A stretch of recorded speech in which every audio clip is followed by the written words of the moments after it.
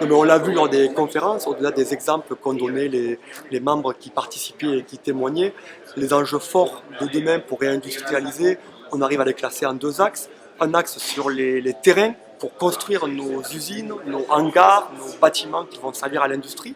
Et là, je pense que les agglomérations, on est ici à Montpellier, mais toutes celles de la région peuvent être un vecteur. La région peut aussi lancer des choses sur le sujet. Ça répond à un premier besoin qu'on a identifié.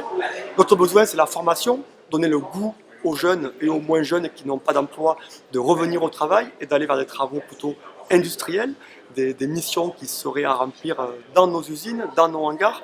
Et c'est là que le goût du travail est à redonner peut-être. C'est peut-être plutôt au niveau de l'État de faire ça, mais la région peut y participer.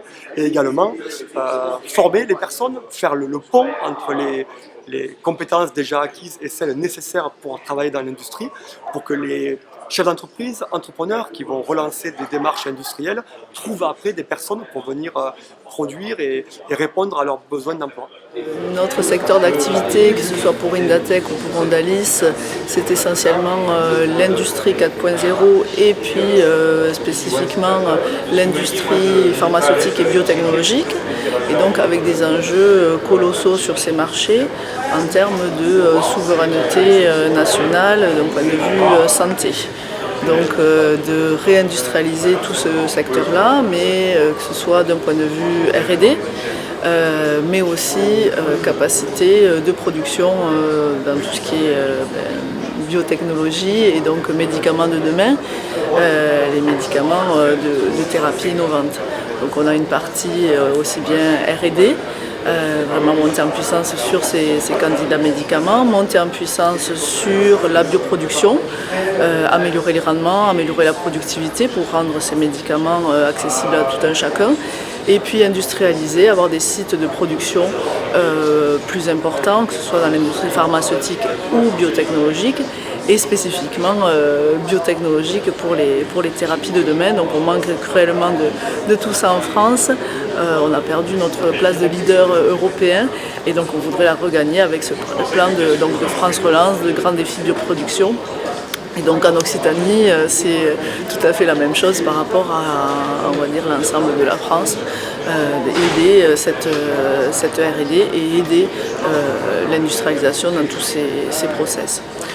Donc ça passe par pouvoir produire en France, mais aussi structurer la filière des fournisseurs que nous sommes, des fournisseurs de la bioproduction, et former pour tous ces métiers de demain, puisqu'on attend environ 30 à 50 000 emplois dans ce domaine-là. Donc il y a tout un programme de formation aussi, pas seulement d'outils industriels, mais aussi de formation des jeunes et des ingénieurs qui sont déjà en place, qui doivent quelque part aussi passer de l'industrie pharmaceutique à l'industrie biotechnologique et donc acquérir de nouvelles compétences pour être les employés de demain.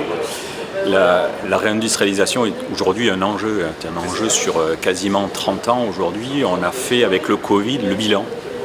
Le monde s'est arrêté, ça nous a permis en fait de regarder un petit peu où était l'état de l'industrie en France, et on s'aperçoit qu'effectivement c'était un désamour depuis 30 ans de l'industrie en France, sur lequel on n'a pas spécialement fait les efforts suffisants pour garder en fait cette industrie. En tout cas, l'industrie manufacturière est partie déjà depuis les années 70 en France. L'industrie automobile, on sent qu'effectivement, il y a des grosses difficultés sur ce secteur-là. Les enjeux sont très importants. Il va falloir maintenir l'emploi, continuer à développer des nouvelles technologies industrielles. On parle effectivement des biotechnologies, on parle aussi de l'hydrogène, mais il n'y a pas que ces industries-là aujourd'hui qui fonctionnent dans le monde. Et justement, l'enjeu de cette réindustrialisation, en tout cas de cette redynamisation de l'industrie, c'est de trouver à long terme en fait des filières de débouchés. À l'heure actuelle, sur la partie biotechnologie et biomédicaments de demain, il y a un grand élan sur France Relance et le grand défi bioproduction, et donc des appels à projets pour accélérer cette bioproduction et dans lesquels Indatech et Ondalis ont eu la chance d'être lauréats sur 2 projets, Access et Climbin, sur la production d'anticorps monoclonaux et la production de cellules souches pour améliorer la productivité, les rendements de production de ces biomédicaments pour les rendre accessibles à tout un chacun, à tous les patients et donc diminuer vraiment les coûts de ces médicaments. Mon rôle que j'ai autour de territoires d'industrie est au cœur un petit peu de ce qui se fait sur le bassin d'Alès. C'est-à-dire qu'aujourd'hui, en fait, je vois les entreprises évoluer. Celles qui ont été aidées, celles qui ne le sont pas, celles qui ont des projets. L'écosystème, en fait, est très important. Je pense que les différents plans qu'il y a eu, notamment le plan relance, je crains qu'il soit un effet Sevenol, en fait. Voilà. Je crains que ce soit effectivement quelque chose qui va s'écouler avec une masse très importante d'argent et finalement qui ne va pas profiter à ces petites pépites, à ces petites industries qui aujourd'hui sont sur le bassin d'Alès. C'est pour ça que Territoire d'Industrie a eu un rôle très important, que ce soit avec l'acteur industriel ou le représentant acteur industriel que je suis et les politiques et Christophe Rivinc au niveau du binôme aujourd'hui, c'est de pouvoir montrer en fait aux politiques l'intérêt en fait de certaines industries, l'intérêt de certains porteurs de projets, parce que finalement le plus important là-dedans c'est le porteur de projet que l'on va faire grandir dans cet écosystème.